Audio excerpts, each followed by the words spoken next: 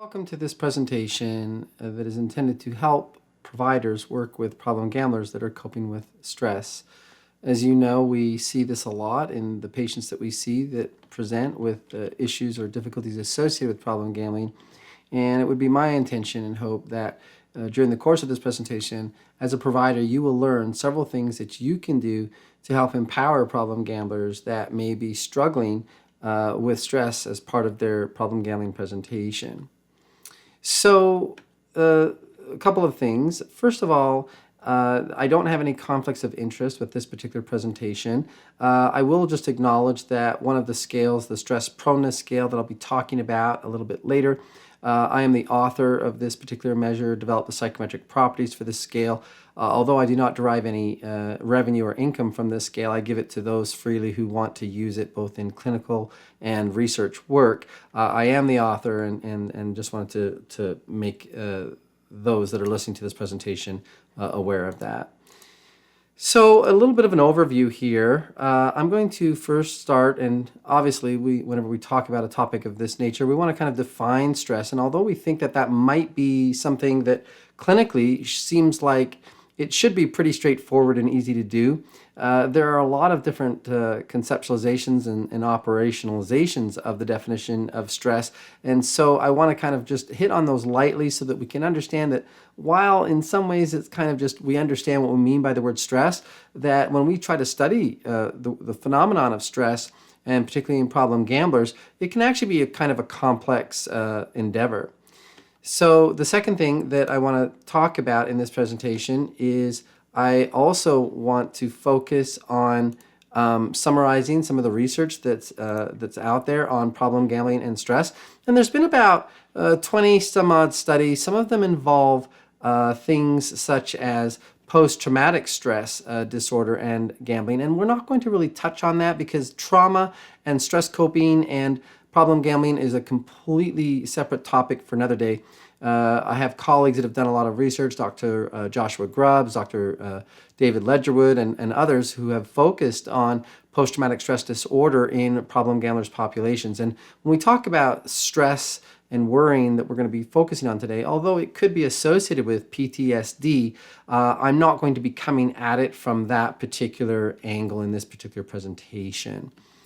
So we're also going to focus on understanding some of the various stressful experiences that problem gamblers have. I know some of us clinically have been exposed to this population. Others that will be listening to this presentation, this may be the very first time that you have encountered this. And so I want to help kind of illuminate some of the various issues that we see in clinical populations for stress coping.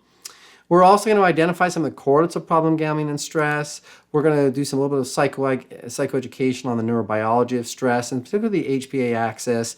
And when I talk about this, I'm going to actually just defer to a little YouTube video that I invite my patients to listen to, and then we kind of talk about it. While I think we can do that without the particular help of a video, I think this video that I'll share with you helps patients understand kind of how it works, and then we kind of can go from there and talk about how it relates to them specifically with their problem gambling behaviors. We're also going to explore clinical strategies to enhance coping, stress coping in problem gambling populations. And then I want, hopefully, again, anytime I give a presentation, I will often tell people as we talk about the various things, and I do this in research as well, like, okay, so what? What am I going to do differently tomorrow in my office with a patient because of what I've learned? And I hope that there'll be several things that you'll take from this presentation today that you can use clinically in your work with problem gamblers. One of the things I might add is over the course of several years, as I've attended various presentations on problem gambling at various conferences, I'm always looking on the items and the various topics of the particular program for that conference, 4 topics on stress and stress coping. And what I've really been surprised with is the paucity of presentations on this topic. I think it's often just assumed, oh, well, helping people cope with stress, that's kind of just stress 101. We've all been through graduate school. We should understand and know these concepts. However, a lot has emerged and evolved in the research relevant to problem gambling and just stress coping more generally that we may not be aware of, and I hope that this presentation will help bridge some of those gaps if in fact they exist for anybody that's listening to this presentation. So with that in mind, let's start by talking about just stress. When I mention the word stress, what do you think of? If you think about the various topics that come to mind, maybe you're thinking about your own stress. Certainly during the pandemic, it's been a stressful time for many people, including our patients, but also us personally. The various stressors that occur are just, they're so varied in their expressions and manifestations in people's lives. Some people are worried about work and stressed out about work. Some people are stressed out about not having work. Some people are stressed out about COVID and physical health implications. And then obviously the gamblers having all of the additional stressors on top of that. But I thought this little visual kind of helps you see how all the various correlations and things that come up for some people when they think about stress and just the word stress.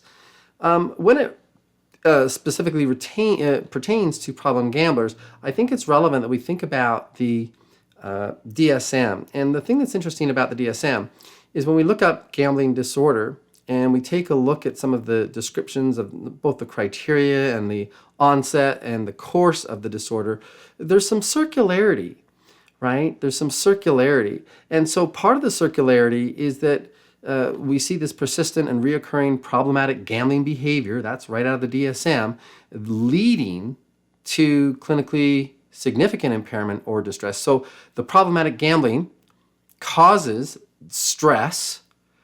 And then we also read in the DSM that people gamble when they're feeling distressed. In other words, the gambling causes stress, and then stress can precipitate further gambling.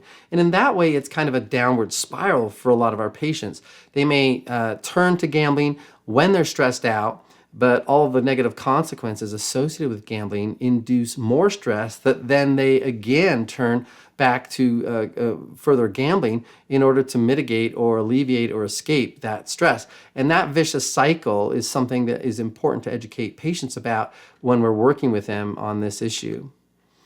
So the thing that I might add now is that we've seen a lot of research emerge, especially in the past several years, on stress. And I want to kind of talk about that for just a minute.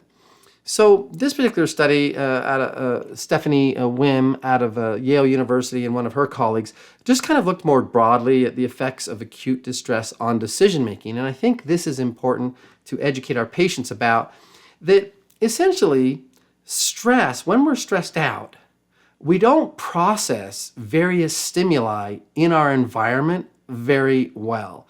And in fact, what Dr. Wem from Yale found out in this particular study is that we tend to give special status to positive appraisals of feedback, and we tend to kind of ignore negative feedback in the wake of stressful situations. And in essence, what this resulted in this particular study that she looked at was stress led to poor processing of feedback, which in turn resulted in deficient decision making.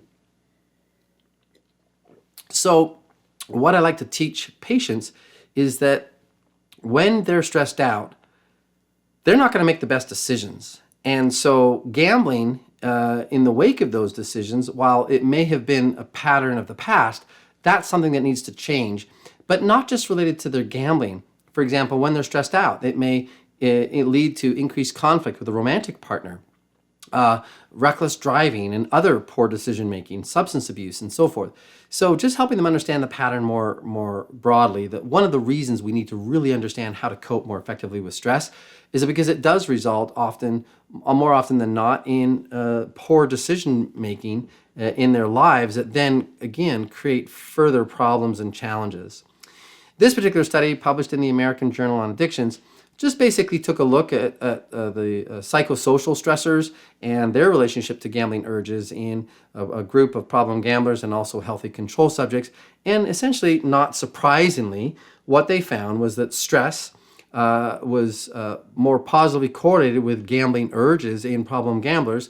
And not surprisingly, that in turn leads to problem gambling behavior and problem gambling severity. So it's not just an issue of stress, that when people are stressed out, lots of people are stressed out and they don't turn to maladaptive in order to deal with that stress. For example, we see, well, we'll just say that that's a truism. I don't think that needs to be elaborated on.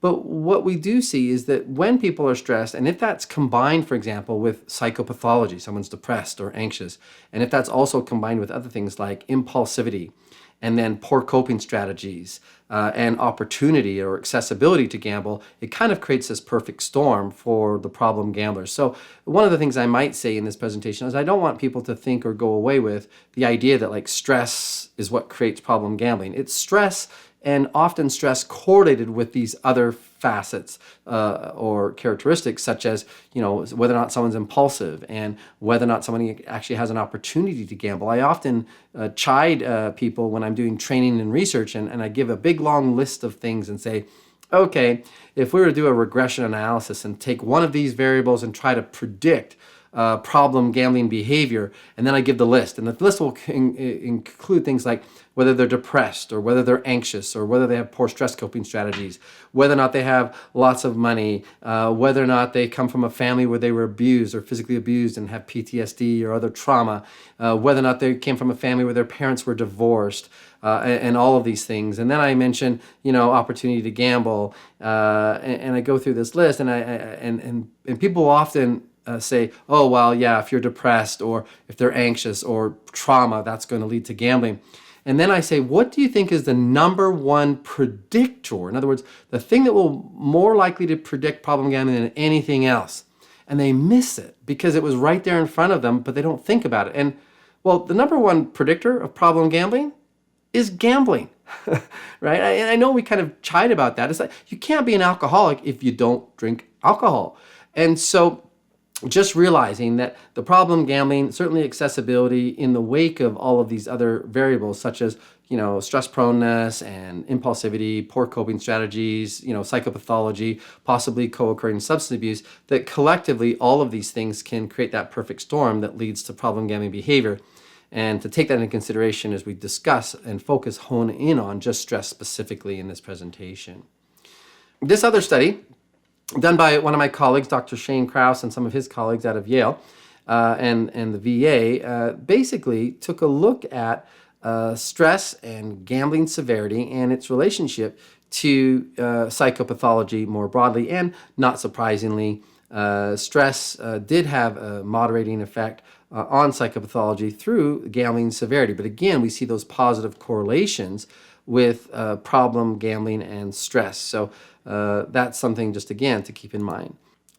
So this particular study was kind of interesting, and there's been another study that's actually replicated this study with Dr. Wem out of Yale again. And basically what they find is these prolonged exposures to chronic stressful situations, such as gambling and other kinds of things, it actually leads to Hpa Axis dysregulation. In other words, we have lower cortisol responses in things that we actually should be, stressed and respond in a stressful way, such as high cortisol levels. They weren't finding that in the problem gamblers. Why is that interesting? Well, one of the ways we interpret this is that that's related to Hpa Axis, dysregulation.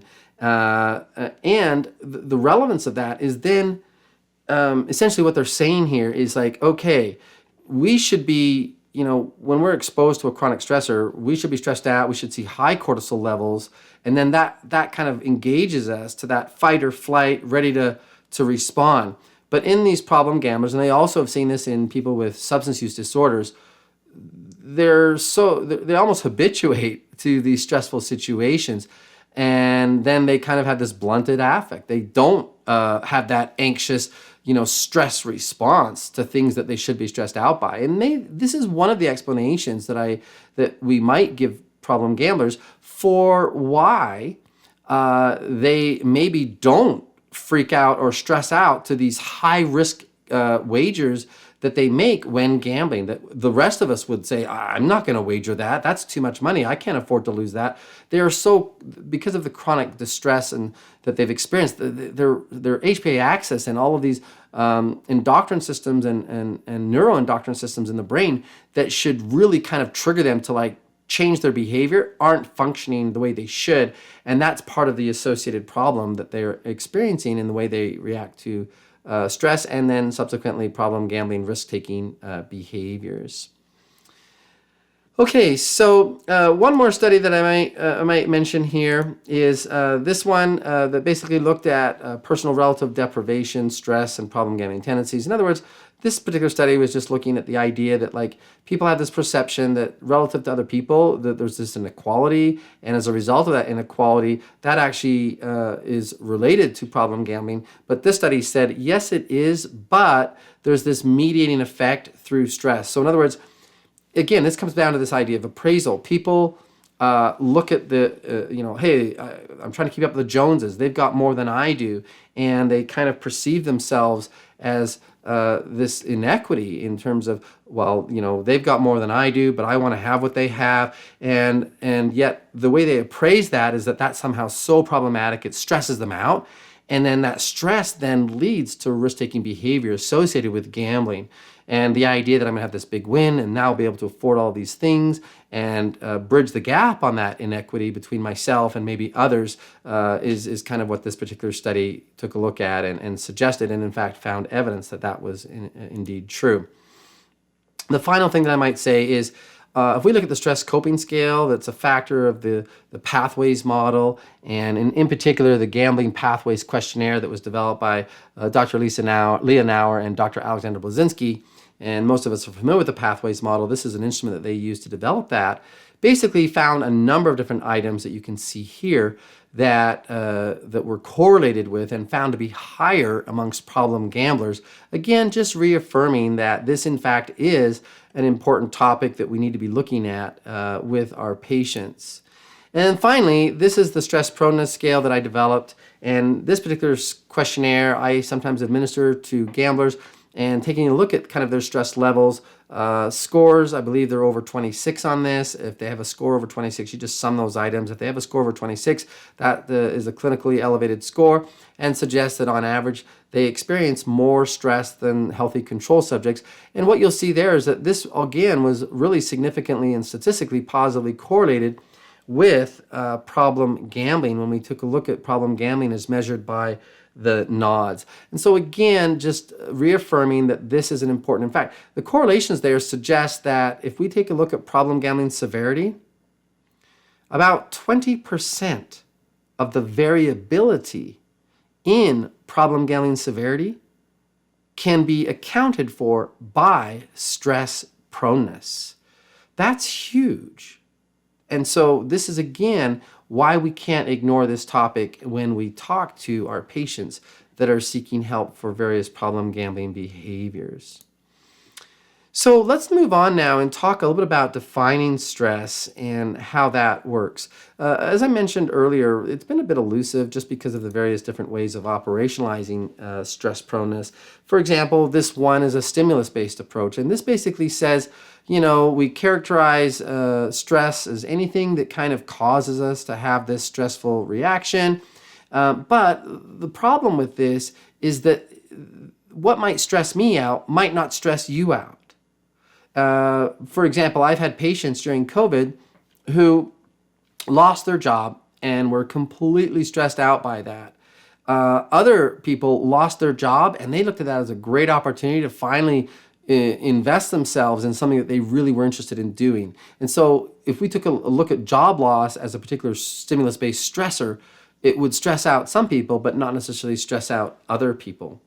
The second thing here in terms of stress response and stress research is response-based stress. This is basically saying that we look at physiological measures on the body, galvanic skin response, heart rate, respirations, and a bunch of other things, and that these are then used as markers for whether or not something is stressful. The problem with this kind of a biological approach to divining stress and looking at stress is that sometimes unintended things can create those same physiological reactions.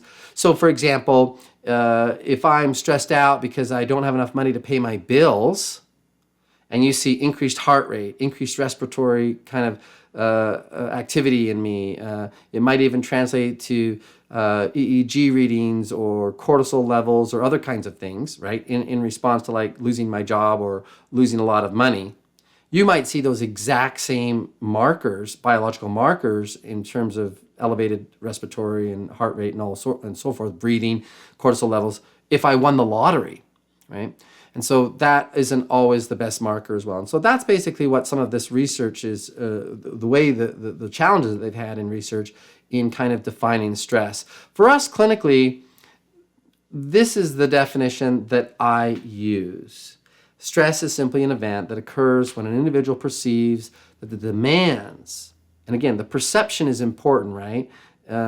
Because even though something may not actually result in a stressful thing, if you perceive it as being stressful, that can trigger the stress response. So this perception that the demands of some external stimulation are beyond their ability to kind of cope with them. In other words, stress is just this biological and psychological response experienced when we appraise something as threatening or demanding, but that's combined with this belief that we don't have the ability to deal with it. So in other words, stress, simply defined, is just this perceived inability to meet with, cope with, deal with the demands that we experience in life. And these balls in this particular image are really kind of about the balancing act that we are doing in so many aspects of our life, right? In our work, sometimes with our family, sometimes it's child rearing, raising our kids, it's in our romantic relationships, it's with our physical health, and all of these various balancing acts, including like time. And, I want to be physically healthy, but I only have so many hours in the day, and do I have time to exercise? If I don't exercise, that could then create an imbalance in other aspects of our life. And just realizing that it's a complex kind of a constellation of balancing acts that we do across various domains of our lives. But anytime in these domains, if we perceive that we don't have the ability to meet the demands that are required in that particular domain, that can subsequently be perceived as stressful. Now what I want to talk about is slight differences in terminology between words that are often really kind of characterized as synonyms, but in fact are somewhat discrete in the way we operationally define them. These are the terms: fear, worry, anxiety, and stress. Now, most of us realize these words are all somewhat interrelated, but I think helping our patients and even ourselves clinically, having clarity about the differences and how we might distinguish each of these phenomena can be helpful both in assessment and also in treatment. So let's start with worrying. Worrying is simply kind of this repetitive, reoccurring negative thoughts that focus on a future event with an uncertain outcome. And in this regard, worrying is kind of a product of the mind, and it's a behavior that really kind of focuses on various negative thoughts, uncertainty, or imagining things that could go wrong.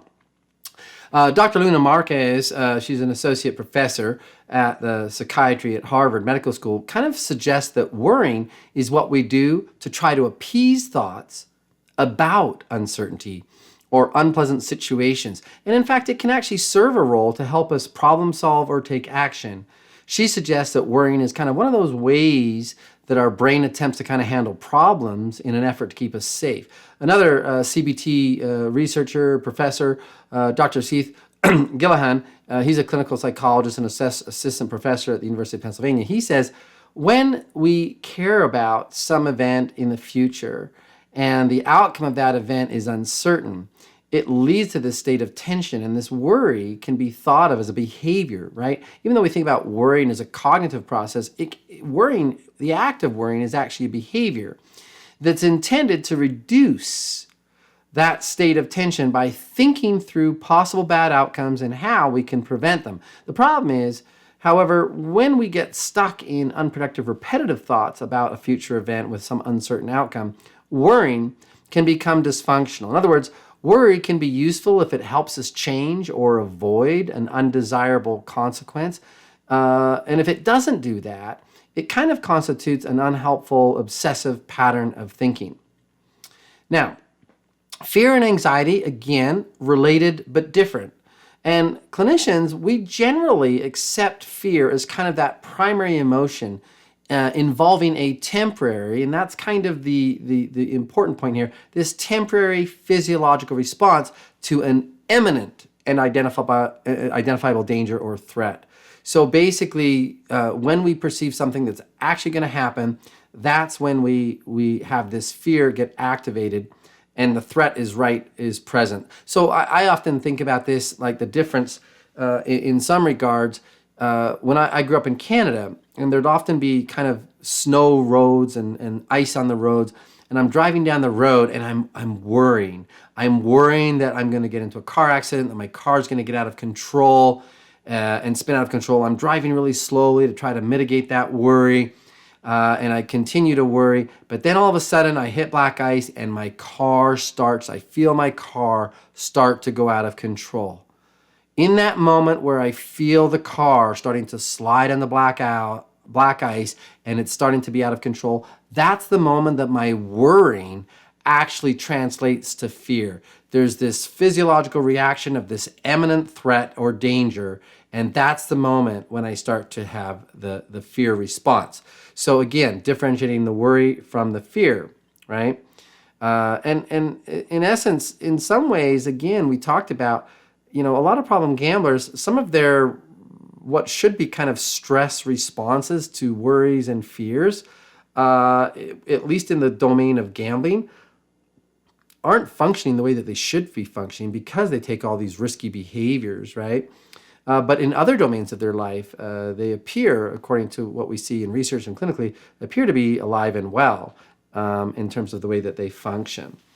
So again, just recognizing that the fear, really when people experience it, it's kind of a short in duration and is somewhat different. Now, let's talk about anxiety, right? Anxiety is the sustained state of excessive worry triggered by these irrational beliefs that a future threat will occur. So basically, worrying becomes anxiety when the worrying becomes excessive. It's kind of correlated with these irrational cognitive perceptions about things, and clinically, obviously, that interferes with a person's life. They find it very difficult to control. That's when we start to look at these clinical levels of anxiety. So again, just this recognition that fear and anxiety, they are also similar. But again, it's the imminent danger or threat where that anxiety would then again become fear. But anxiety is more of that, just the sustained kind of an apprehension, if you will, about a perceived future threat. And it's associated again with tension and feelings of insecurity and so forth. Now, sometimes the ways that we can kind of differentiate these things as well is kind of like the duration, whether it's temporary or whether it's prolonged, and then kind of the salience or the severity, like is my anxiety, I sometimes say, is like worrying on steroids, right? And then when we come back down to stress now, again, it's the physical and or the psychological response to the perceived inability to cope with the challenges or meet life's demands. So that's how I kind of differentiate stress. It's this perceived, I might be worrying, and if I'm worrying about various things that could go wrong, in other words, I can't meet life's demands, that worrying can translate to stress. Anxiety can translate to stress. Fear can be incredibly stressful and debilitating. So sometimes maybe the summary kind of a paragraph that I might use here is worrying is kind of having thoughts that something bad's going to happen. Anxiety is prolonged excessive worry that interferes with our life or our ability to make meaningful changes. Fear arises in the moment that our worry becomes a reality in a threatening way. And stress is the belief that we're not going to be able to deal with the bad things that we have been worrying about if they come to pass. So hopefully that will kind of help you maybe differentiate the difference between these various definitions and these constructs. So let's talk about the various reasons to pay attention to stress in problem gamblers. All of these things are correlated, right? And these are the reasons why we need to be concerned about it with our problem gamblers. It's correlated with problem gambling urges, as we talked about earlier. It's also a risk factor for relapse, and we haven't talked about that in the research, but there's certainly some evidence to suggest that in fact is problematic. We see it linked to impulsivity, and again, that impulsivity can lead to problem gambling behaviors. Stress is also a risk factor for suicide, and again, we see significantly higher rates of suicide and suicide attempts amongst problem gamblers than we do other populations. It's linked to poor health outcomes, which are also common in problem gamblers. It's a risk factor for substance abuse that includes smoking and vaping. And by the way, when we're assessing our patients now, we should be asking about vaping and smoking, because we also know from other research that if somebody doesn't address smoking cessation, if they have a tobacco use disorder at the same time that they're tackling their problem gambling behaviors, they're significantly more likely to relapse with their problem gambling behaviors. Stress is also linked to depression and anxiety in problem gamblers, the lies and the secrecy amongst problem gamblers, the financial difficulties, and relationship conflict that we see common in our problem gamblers in treatment. So now I want to talk about the Hpa axis and the stress response. I suspect most of you have seen this particular graphic before in response to the Hpa axis and how that works with the various neuroendocrine and endocrine systems and the release of various hormones and chemicals that then trigger the cortisol. But I want to share this little YouTube video. It's 2 minutes. It's a video I share with my patients to help them kind of understand this in layman's terms. Welcome to 2-Minute Neuroscience, where I explain neuroscience topics in 2 minutes or less. In this installment, I will discuss the Hpa axis. The hypothalamic pituitary adrenal, or Hpa, axis is best known for its role in our body's reaction to stress.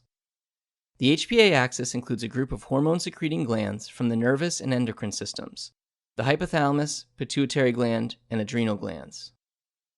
The hypothalamus is a small neuroendocrine structure situated just above the brainstem that controls the release of hormones from the pituitary gland, a hormone-secreting gland that sits just below the hypothalamus. The pituitary gland can release hormones into the bloodstream to reach a variety of targets. In the case of the Hpa axis, hormones released from the pituitary gland travel down to the kidneys and influence the secretion of hormones from endocrine glands called the adrenal glands, which sit on top of the kidneys. The primary function of the Hpa axis is to regulate the stress response. When we experience something stressful, the hypothalamus releases a hormone called corticotropin-releasing hormone, or CRH. CRH signals the pituitary gland to secrete a hormone called adrenocorticotropic hormone, or ACTH, into the bloodstream. ACTH travels down to the adrenal glands, where it prompts the release of a hormone called cortisol from the cortex or outer layer of the adrenal glands. The release of cortisol causes a number of changes that help the body to deal with stress. For example, it helps to mobilize energy like glucose, so the body has enough energy to cope with a prolonged stressor. When cortisol levels in the blood get high, this is sensed by receptors in areas of the brain like the hypothalamus and hippocampus, which leads to the shutting off of the stress response through what is known as a negative feedback mechanism. That's kind of a nice, simple way to explain how the Hpa axis works in response to stress response as cortisol is activated. And what I try to correlate this back with or teach our patients is a lot of times when our systems are chronically stressed, as we talked about earlier, it impairs their judgment, and that translates to poor decisions with respect to problem gambling behaviors. They tend to ignore the negative feedback that your problem gambling isn't working, it isn't helping you, and gambling is severe, and here's all the negative feedback that you're getting that tells you you're losing your significant losses, and that may even lead to I can't pay bills or other challenges or difficulties, and you're ignoring all of that. And most people would be stressed out by that, and that stress would lead to changing their behavior. Whereas for many problem gamblers, they just think that gambling is a solution and that impaired decision making.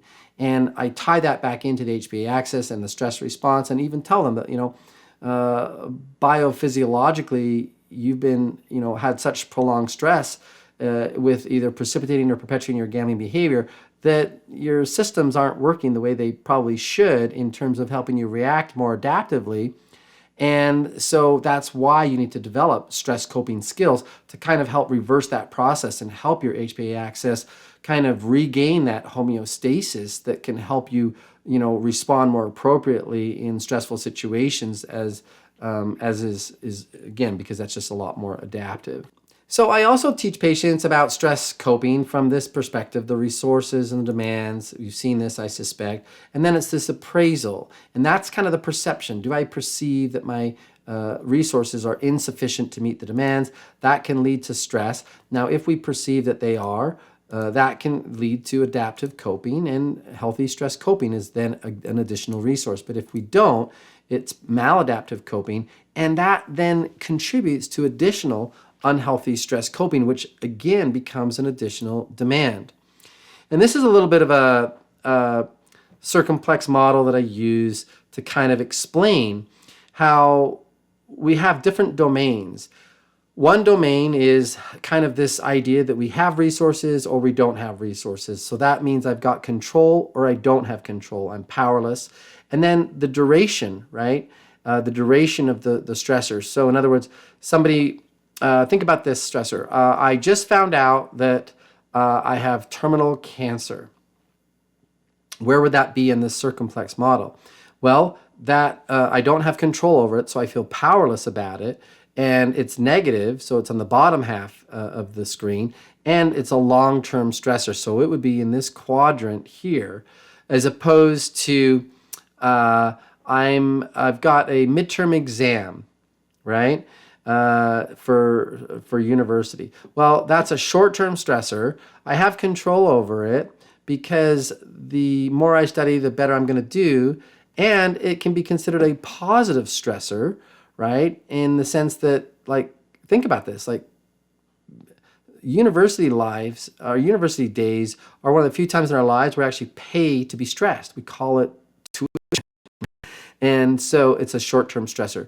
And so I kind of have used this kind of to help patients explain kind of the various stressors that they might be experiencing in their lives, the degree to which they have control, don't have control, whether they're short-term, long-term, and whether they're positive or negative stressors, to try to help them tease that out a little bit. So this is kind of just a definition of a demand and a resource in that model. If you want to use this to work with your patients, kind of help them understand what demands are, what resources are. And then I move from this to actually kind of helping them identify what are their demands and what are their personal resources.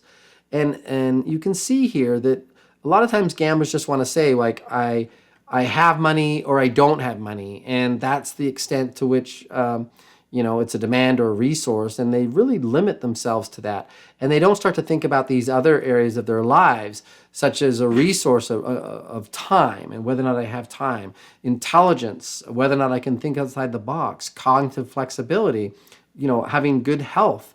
All of these things are resources, as opposed to demands could be, not having good health, not being able to have wisdom or think outside the box, or having, psychological, psychopathology, other kinds of things might be demands on the system. The inability to exercise, that could be a demand.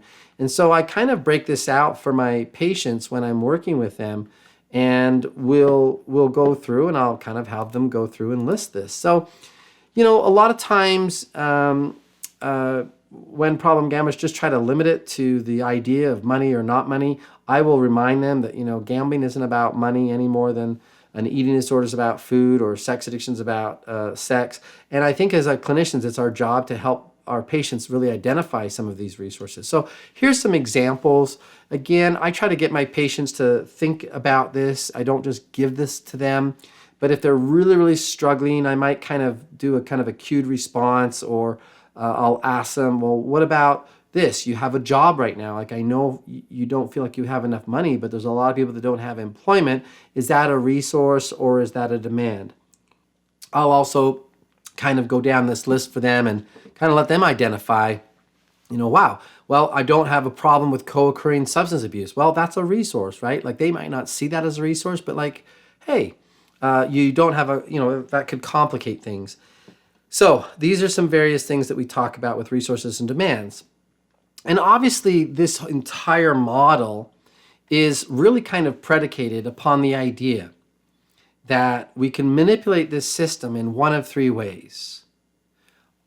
I can increase my resources, I can decrease my demands, or if a situation is such that I don't see myself as able to do one or the other, that appraisal, that is the third component of the model, where I can think about things differently, and then that will reduce my stress. And sometimes, obviously with our patients, whenever there's pragmatic worry and there's hypothetical worries, right? The things that stress them out.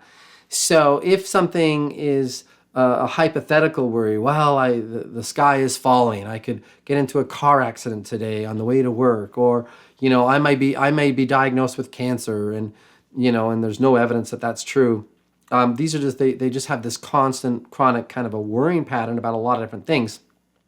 Those are all hypothetical worries, and that's where we need to give them strategies to kind of let go of those types of hypothetical worries. But even kind of getting them to think about it, is this a hypothetical worry or is this a practical worry? And a practical worry is something for which I have I can actually troubleshoot. I can have a problem solution focused kind of a approach to dealing with it. That's when we kind of say, okay, can I increase my resources or decrease my demands? I'm worried about the idea that I haven't made my car payment for a long time because I lost all this money gambling, and I'm really worried that they're going to come and repossess my car. Okay, that's a practical worry because it's very possible that could happen. But now what are the demands and resources? How does that play out? What can I do to kind of deal with this? Well, one resource might be just the ability to be, a good communicator and be proactive. That could be a resource. I'm going to call the company and I'm going to tell them I'm struggling financially. Can I work out a different payment plan? Can we do something? I want to make the payments. Can we do something to kind of avert my car being repossessed? Kind of being proactive about it. That's a resource. And then that reduces the likelihood, if they can negotiate something, that the car is going to be repossessed. And then that, again, helps reduce the demand of not having transportation and so forth. So kind of getting them to think about these things as it pertains to the various challenges. And again, as you go back to that circumflex model, the things that are stressing them out, are these short-term stressors, long-term stressors? Are these stressors over which they have control versus they don't have control? And is it a positive or negative stressor? And using all of these intertwined in this model of resources, demands, and appraisals to try to figure out how can we reduce stress by increasing resources, decreasing demands, or changing the way that we in fact think about some of these things. So one of the things that I talk about with just stress strategies and stress coping strategies more generally, this is from the stress coping strategies inventory, is the idea that there are avoidance strategies and assertive strategies. And like we just talked about with the example of the car, if I'm avoiding things like being proactive or being assertive, that's not a healthy stress coping strategy. Even though the idea that my car could get repossessed would stress me out, in the end, that inability to be assertive is going to ultimately cause more stress because the thing that I fear, i.e. my car getting repossessed, is more likely to happen. So thinking about avoidance strategies and assertive strategies, being proactive, social support, spirituality, also thinking about avoidance strategies and how those are maladaptive. And not surprisingly, I've taken a look at some of this data. I haven't published it, but I've taken a look at gamblers along these domains. And not surprisingly, we see a lot more avoidance strategies in problem gamblers than we do healthy control subjects. So the idea then is to help them cultivate some of the more assertive strategies, which again would be considered resources if they in fact had these strategies. So these are some examples. And then also helping them identify that turning to gambling is a distraction. And I'm not trying to say that all distraction Sometimes we need those temporary distractions to cope with stress, but if somebody chronically is using distraction as a way of dealing with stress rather than actually having problem solving, kind of solution-based focused attention on dealing with their challenges, it's more likely to cause problems. So when I looked at this data, not surprisingly, across all of these domains, we saw that problem gamblers had significantly higher scores than healthy controls, suggesting again that they're lacking these coping strategies, and we need to help them in developing the assertive strategies that can then be ideal in the way that they cope with all the challenges that they have. So as we think about additional strategies, psychoeducation, again, even talking to them about practical versus hypothetical worrying. Again, everybody who's listening to this presentation, we've got a handout that I've developed through UCLA Gambling Studies program that I'm happy to give you, and it's just kind of a whole packet on stress coping kind of things that will go into some of this stuff in a little bit more detail. If you can email me at the end of this presentation, I'll give you my email, and I'm happy to give you the copy of this presentation or a copy of the little handout that I've made that goes along with this. It goes into some of this stuff in a little bit more detail. But the idea is just helping, again, the gambler to understand the process of stress and the factors that influence stress, and then helping them differentiate the things that they're stressed out about that have solutions versus those that don't. Helping the clients with positive reframing. Again, remember that the stressors are about perception rather than actual reality. And so helping them reframe some of the things that they're stressed out about. Sometimes you can, again, like just being able to think outside the box, be cognitively flexible. You might be able to see something that they don't in terms of the things that they're stressing out about, and help them learn how to change their perception and the way that they think about things. And that obviously would also involve reducing any irrational thinking patterns that are associated with the stress, helping them learn how to reframe and have more cognitively rational approaches to the things that they are thinking about. I often like to help patients with just very practical, common interventions for the financial challenges, such as having somebody else manage their money, setting up a budget, the Gamblers Anonymous pressure relief meetings. There's also a great little book called Surviving Debt that I like to give patients to kind of give them some practical things there that they can think about. And then identifying sources of stress, and then problem solve. For example, are they even setting realistic goals? We know that if you don't, you're going to be stressed out because you're going to feel like you're forever falling short. So sometimes reducing the frustration and the stress associated with goal attainment and goal setting is just helping them recalibrate their expectations about goal attainment. So this is the wheel of life balance, and a lot of coaches use this, but I also find it helpful. You just identify various domains of a person's life, and then you have it rate them on a scale of 0 to 10, depending on how well they feel that element of their life is going. So for example, if I feel that my business career is a 10 out of 10, I rank it there. But let's say I go to my health, and my health I rate as a 5 out of 10. And then you just connect the dots, right?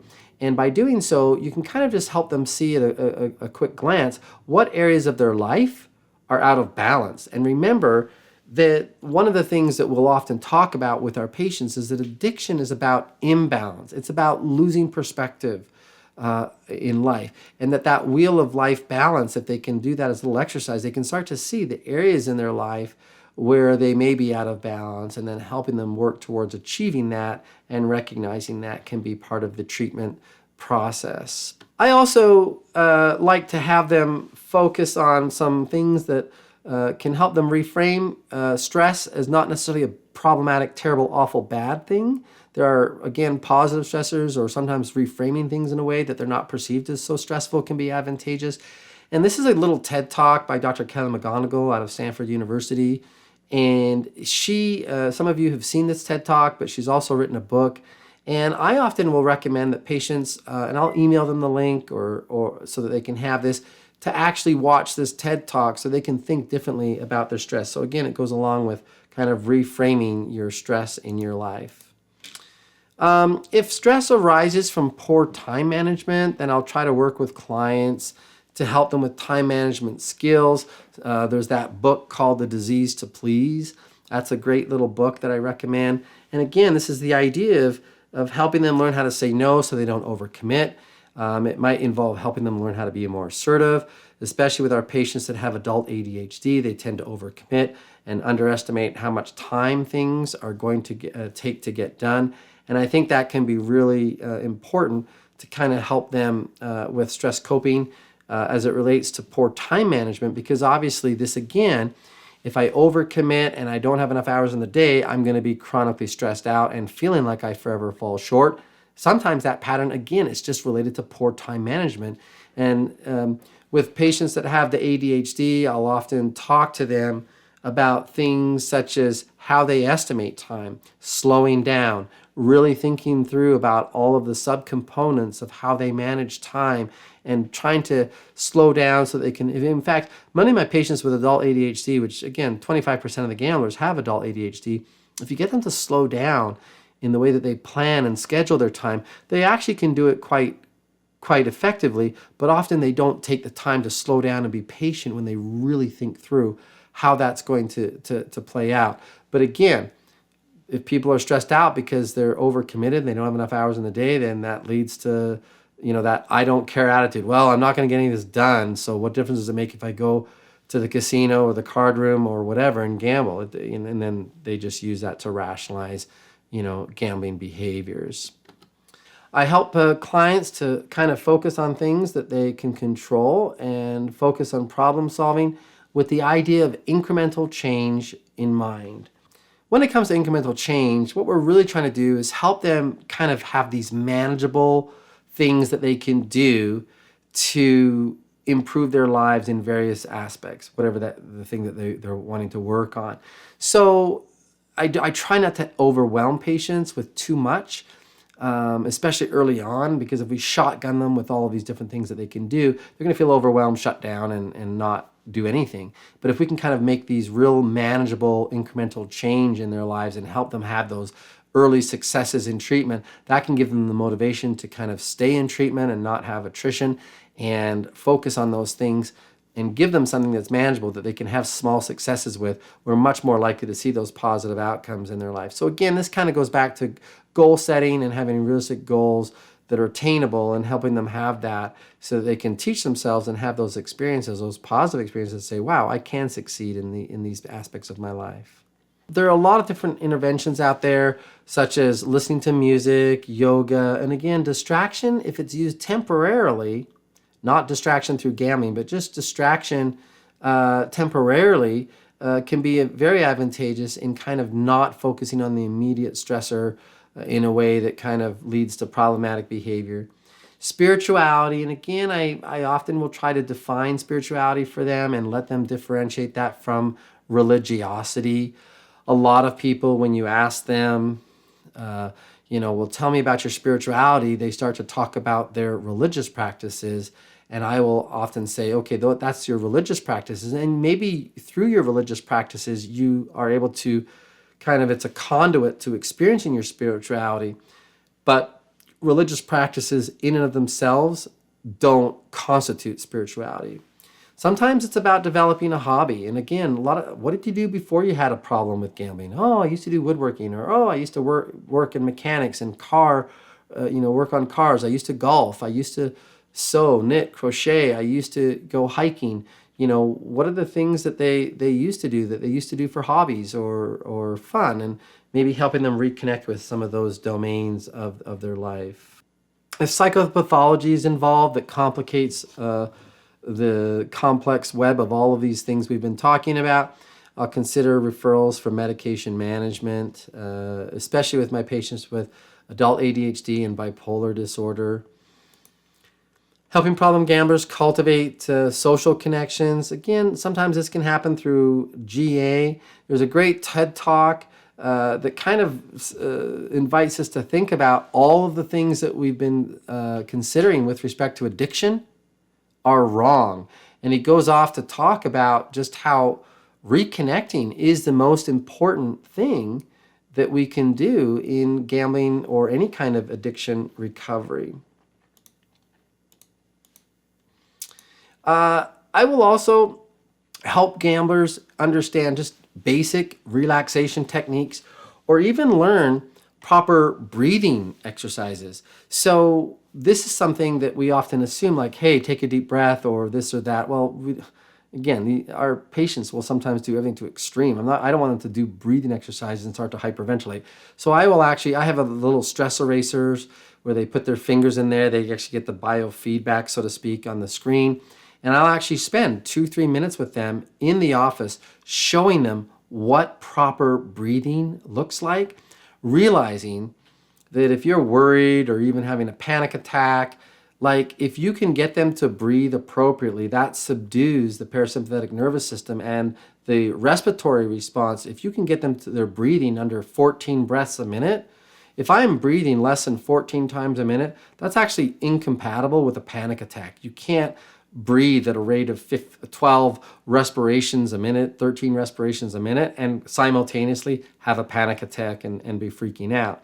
So I will sometimes actually teach them some of those behavioral relaxation techniques, or, how I can do various muscle, tension and relaxation with different muscles throughout my body as a way of kind of just, again, having that stress reduction in terms of relaxation techniques that we can use with our patients.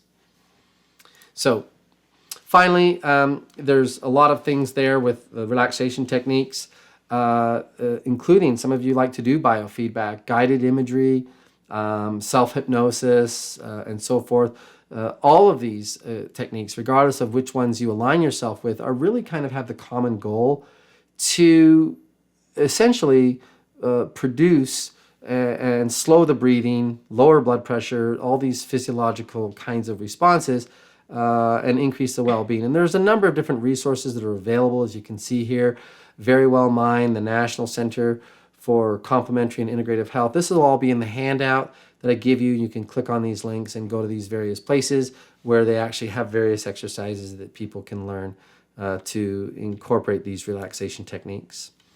Well, the obvious things that we haven't talked about, but we all know, the eat, move, sleep, the idea that healthy eating, if someone's eating, and a lot of the places that you eat, especially at the gaming venues, we've taken a look at these and par none, a lot of junk food, fast food, terrible food with high calories and high in other unsatisfying nutrients in these places. It's just really terrible food that they're eating.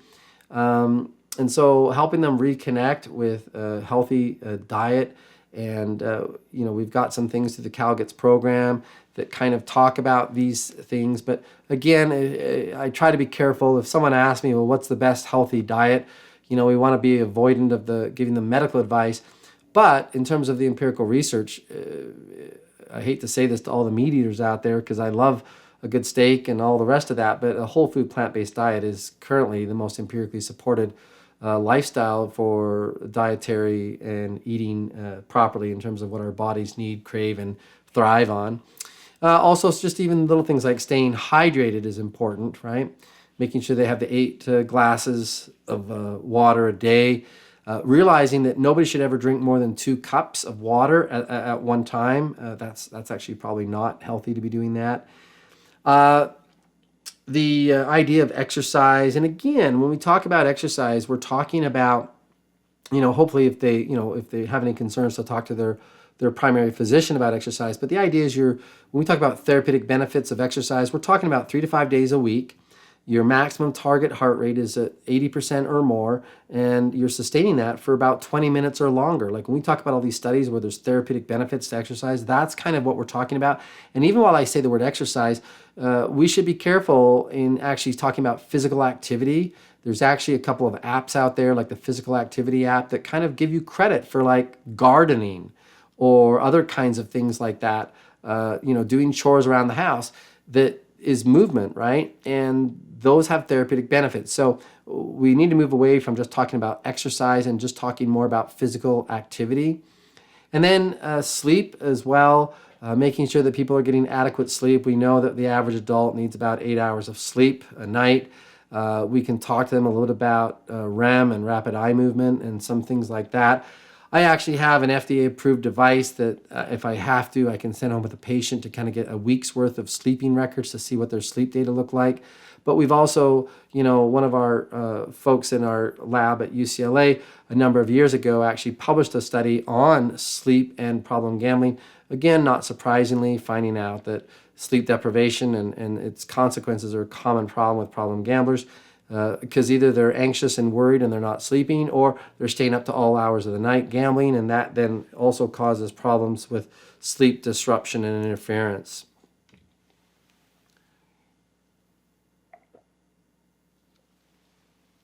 So mindfulness is something that most of us have been familiar with. I've done another presentation on this on the UCLA Gambling Studies website that you can find. It's an hour-long presentation on problem gambling and mindfulness. But we've done research on this, as have other labs, and not surprisingly, mindfulness is very effective in helping reduce problem gambling, and it does it through a number of different ways. It does reduce the depression, anxiety. It can also reduce the impulsivity. It can help people enhance people's cravings and urges to gamble. It helps with affect regulation, and not surprisingly, it helps reduce stress responding and gives them a better stress coping. And there are a lot of different applications out there, but in essence, they're all kind of looking at the same thing, and that is to help people being present in the moment. Whenever you're worried or anxious, you're thinking about future events. Whenever you're kind of sad or depressed or regretful, you're thinking about the past, but you're not in the present moment. Mindfulness is about helping people be in the present moment and suspending those judgments that often lead to stress and problem gambling behaviors. And there's a lot of different websites and resources. Again, in the handout that I have as part of this presentation, I will give you this, and you can find all these links, hyperlinks that take you out to the various websites to access these resources on mindfulness meditation and how to even introduce that to patients in their lives. But again, the studies that we've done, including one of my own studies that I headed off, basically just found that overall problem gambling and stress are inversely correlated. So helping people cultivate mindfulness is going to help reduce stress and by extension reducing problem gambling behaviors. I also have clients listen to positive content on their podcasts on stress coping or other meaningful topics related to mental health. Sometimes there's YouTube channels that have a lot of great information, TED Talks and so forth. But just again, getting their minds are often preoccupied with gambling. Now it's about helping their minds be preoccupied with things that actually can have a positive impact in their lives. Gratitude practices, again, a number of studies have found these relationships between the practice of being grateful and reducing stress. And most studies that the participants that pay attention to feelings of gratitude, through journal entries or other kinds of things, they consistently show better outcomes, better well-being, and so forth. Not surprisingly, we would expect and anticipate that patients who focus on gratitude practice can focus on the things that will likely reduce those problem gambling behaviors. When we think about gratitude, we often think of cliches such as no one ever hurt their eyesight by looking on the bright side of things, or, when asked to see if the glass is half empty or half full, I just am grateful to have a glass. And certainly these cliches help us contemplate and think more about how we can be appreciative and thankful in our lives. But they fall short of actually helping us cultivate that appreciation more broadly in our lives. Perhaps this is why Dr. Robin Edmonds, who was a foremost expert on gratitude research from the University of California, Davis, has said, it's not just about being appreciative. There are many nuances or complexities to gratitude and gratitude research. So Dr. Robert Edmonds, along with Dr. Michael McCullough and Dr. Amy Gordon, who is at UC Berkeley, University of California, Berkeley, have looked at research on gratitude and all of the positive benefits. And I want to summarize some of those because I think they're important as we think about this as a possible approach to working with problem gambling. So often during assessment of gamblers, many of our questionnaires focus on negative things such as how depressed or anxious they are, how much financial debt they have, or other problems in life. And this is understandable, as reducing their problematic gambling and its associated consequences is an important outcome of the treatment. However, problem gamblers are also expected to learn how to reframe things, avoid catastrophizing or using other irrational thinking patterns that contribute to their problem gambling, and look for opportunities to learn and grow as part of recovery work. Adopting a gratitude practice can be an important way to acquire a more balanced perspective about life and our overall experiences. And while it is incorporated often into mindfulness practices, there's a lot of research on gratitude independent of other interventions, and some research on gratitude and problem gambling in particular. In one particular study, for example, gambling-related cognitions were negatively correlated with gratitude, along with things such as expectations for gambling outcomes, the illusion of control, predictive control, their inability to stop and interpret biases, and so forth. Gratitude was also negatively correlated with gambling urges. In other words, by helping gamblers cultivate gratitude, we potentially help strengthen their ability to think more rationally and not engage in cognitions that are irrational that contribute to problem gambling, and also potentially help them with gambling urges. More broadly, the research on gratitude over the past decade has really explored a whole lot of different areas. But some of the things that are replicated again and again based on the work of some of the aforementioned researchers that I've talked about are that daily focus or practices of gratitude, that they can increase our resiliency to stress and actually decrease overall stress. And part of the belief here, I think, is that gratitude gives people a perspective. Instead of just focusing on the negative all the time, they're focusing on things perhaps to be appreciative of or grateful for. And that balances things in such a way that they interpret life and life events and experiences from a more balanced perspective. Gratitude research has also shown it's effective in increasing people's overall energy. They're more optimistic, they have more attention, and they are able to be more alert. Gratitude has also been correlated with positive emotions such as greater happiness and joy. It's also been shown to reduce loneliness and depression and anxiety, and also it's been helpful in abating suicidal thoughts and feelings.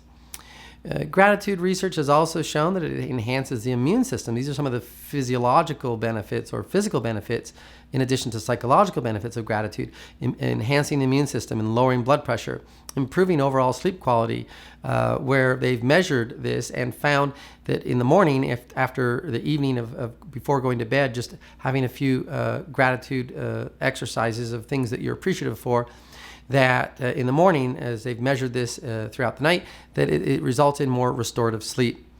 Gratitude has also been shown to increase productivity and help people be more patient in their lives. It also has been shown to increase meaningful social connections. And I think part of the thing here is as we begin to recognize contributions of others to our own life, we're less likely to take people for granted.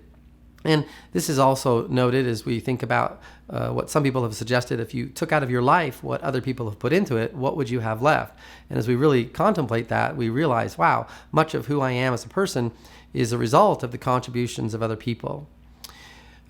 We know that problem gamblers have a lot of difficulties with romantic relationships, are often challenged by when one partner has a gambling problem. So the research on gratitude and romantic relationships is also encouraging, insofar as gratitude practices have been shown to increase levels of commitment to relationship satisfaction, help people be more content in their relationship, and have less attachment anxiety and lower rates of infidelity with respect. There are a lot of different ways that we can actually cultivate gratitude in our lives. I want to give you some examples of what the research has supported as being beneficial in cultivating gratitude practices. First of all, if we will develop any kind of a practice that draws attention to more grateful ways of thinking, this is advantageous and supported by the research. So, for example, a lot of studies have utilized things such as journaling or meditative practices, Having reminder notes around your house or workplace. Of course, remembering is a preamble or prerequisite to being grateful. You can't be grateful if you're not remembering to actually be grateful. Writing a thank you letter to someone who has made a meaningful or significant difference in your life. These are one way that we can actually cultivate more gratitude in our lives. The second way that research has suggested is to focus on quality rather than quantity. So in other words, it's better to focus on one thing and reflect more deeply about it and in more detail with more specificity than it is to focus more broadly on just how many things I'm grateful for. In other words, the idea here is, in the words of Dr. Amy Gordon, is don't overdose on gratitude. More is not necessarily better. The third way that we can cultivate great gratitude is by being grateful for characteristics or quality that you attribute to a person is certainly more beneficial, at least the research would support this, is more beneficial than being grateful for material things. So focusing our gratitude on people and maybe the impact that people have had in our lives or the things that we admire or appreciate about them. Another thing is, and this comes from, again, some of the work of Dr. Amy Gordon, where she kind of wrestled with this idea of, are there downsides to gratitude or cautionary things that we should be considering with gratitude practices? And her research supported the idea that we shouldn't apply gratitude to someone irrationally or someone who is undeserving. For example, someone who's mistreated us or taking kindness for granted, that this is not actually beneficial. It's actually contraindicated. Also, the idea of not using gratitude to avoid addressing serious problems in our lives. In other words, we can't use it as a substitute for problems that we actually need to resolve. Cultivating gratitude can also occur from some of the research by volunteering or giving back some of our time, our energy, our effort, particularly into causes that we feel passionate about. And I think part of this helps us not be so egocentric and focus on other people, and that helps us also be grateful for the things that we have in our lives. Another way to cultivate gratitude is, by way of caution, is to not hyper-focus on being grateful to such an extent that we discount or fail to acknowledge some of our own strengths and recognize that we have value in so far as the things that we do to help ourselves.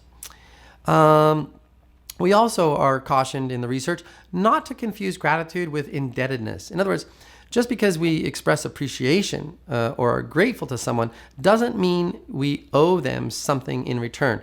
And this makes sense. If you think back to even times where you have done something for somebody, generally we have no expectation for reciprocation. We don't have a belief that, oh, now you owe me.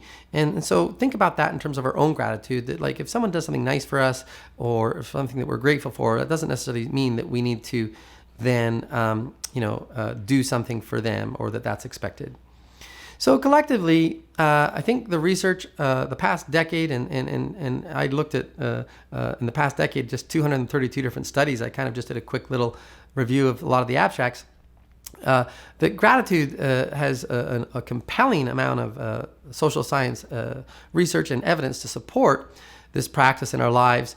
And as one article in the Personality of Social Psychology said, counting our blessings versus our burdens is kind of what gratitude is about. And if we look at that it really does overall help with our overall emotional well-being and our activities of daily living, both in terms of benefits psychologically, but also benefits to our physical health and stress coping, which incidentally, stress coping and stress has often been a precipitating risk factor for problem gambling. So anything that we can help patients with in terms of reducing stress or coping with stress more effectively indirectly can have benefits on reducing problem gambling. So as we work with patients with gambling problems, let's consider some of the contributions from positive psychology, in addition to mindfulness, helping our problem gamblers cultivate gratitude practices that can help them keep things in perspective, and also has been shown to be correlated with a lot of other benefits emotionally and psychologically as well as physically. Finally, I like to encourage my patients to do a lot with bibliotherapy where it's appropriate. And for my problem gamblers that have adult ADHD, interestingly enough, if they get a book or two here and they can even get through a chapter or two, that's great. That's a home run for them. Keep it real, keep it realistic. But also, I also send patients when I have them focus on any kind of bibliotherapy, working with books, I actually will have them read. I never recommend a book I haven't read. And so I will actually have them say, listen, I want you to focus on chapter 1 and chapter 3, and I want you to look for these 3 things. And then when you come back next session, let's talk about it. So I actually kind of have them go into their reading, actively reading, looking for things, and so forth. So these are all books that I have and I've looked through, I've used with patients, and I would recommend them as resourceful just for generally stress in general, giving them coping strategies. But again, a lot of these things we've talked about. But if you want to take a look at some of the workbooks, maybe buy 1 or 2 of them off of Amazon or other websites that you can access them, and decide for yourself what resonates with your approach and style and what you might recommend for a problem gambler that you might find helpful in your clinical work. Summary.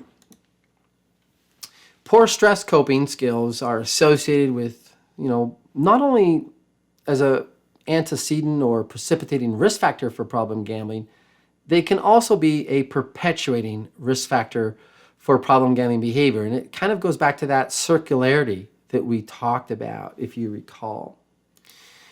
Psychoeducation and helping educate patients and letting them even just identify. It's baffling to me, and perhaps you've experienced this as well, that, with our problem gamblers, just even showing them, do you notice a pattern? Here's the things that stressed you out. And do you notice that you're more likely to gamble when you're stressed out? And I can't even tell you how many patients will be like, oh yeah, wow, I hadn't thought about that. And what seems obvious to us isn't always obvious to our patients. So I think it can be really helpful to kind of help them identify those patterns and show them stress is something that's triggering you and leading you to gamble, and then your gambling behavior causes stress, and then you go back to gambling to attenuate or try to escape or distract yourself from that stress. Oh yeah, they don't recognize those patterns. So helping them see those patterns and so that they'll realize and appreciate, one of my strategies to address my problem gambling is to get my stress under control and learn how to have more effective adaptive coping strategies in my life. So this idea of assessing stress and treatment, and not only just kind of doing the appraisal of their resources and their demands and helping them kind of map that out, but also even like the stress proneness scale, taking a look at stress and how we're measuring that, both at the intake and then subsequently throughout treatment. These are different things that we can be doing with our patients. And then also helping them develop the stress coping strategies that we've discussed throughout this presentation, including psychoeducation, the reframing, some of the practical solutions, helping them figure out a life balance, social support mechanisms, and realizing many of them have burned bridges with family members and other people because they've betrayed trust, but recognizing that those bridges can be repaired and helping them with that process of restoring trust in those relationships, the various relaxation techniques that we've talked about, just the general things such as eating, physical activity, sleep, and then the mindfulness meditation and the bibliotherapy. And collectively, these are the things that have been recommended here. This is my email for anyone that wants to reach out to me, and I'm happy to answer questions or anything else that you might have. Collectively, I hope that the information that's been shared in this presentation will be helpful for you in working with problem gamblers and focusing on the stress and the significance of stress, and along with cravings and impulsivity and all of the other things. Hopefully these particular protocols for working with stress will be part of your portfolio, your toolbox that you can use with problem gamblers in their recovery efforts as you continue along with all of the other things that we've taught you throughout the CalGETS program. Thank you, and at this point in time, if you have questions, I'd love to take those questions. Otherwise, feel free to email me. And again, thank you for the opportunity to give this presentation.